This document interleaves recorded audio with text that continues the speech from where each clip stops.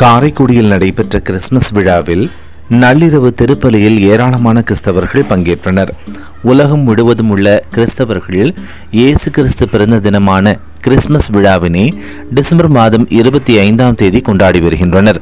இந்நிலையில் சிவகங்கை மாவட்டம் காரைக்குடியில் உள்ள புனித சகாய அன்னை ஆலயத்தில் இயேசுவின் பிறப்பு தினமான இன்று கிறிஸ்துமஸ் விழாவில் நள்ளிரவு திருப்பலி நடைபெற்றது.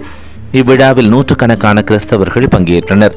கிறிஸ்துமஸ் விழாவில் திருப்பலி அருள்பணி அகஸ்டின் இவர்கள் தலைமையில் கிறிஸ்துமஸ் விழாவில் திருப்பலி அருள்பணி அகஸ்டின் அவர்கள் தலைமையில் நடைபெற்றது.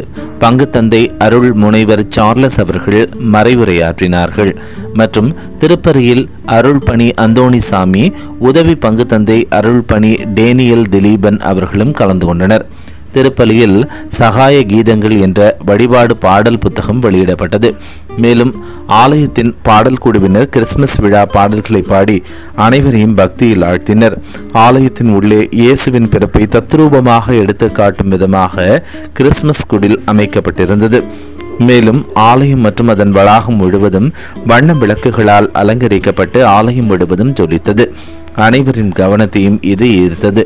மேலும் இன்று நடைபெற்ற கிறிஸ்துமஸ் விழாவினை பங்கு தந்தை அருள் முனைவர் சார்லஸ், உதவி பங்கு தந்தை டேனியல் திலீபன் மற்றும் பங்கு பேரவையினர், விடியல் இளையோர் இயக்கத்தினர், பீடப்பூக்கள், பங்கு இறை மக்கள் விழாவிற்கான ஏற்பாட்டை செய்திருந்தனர்.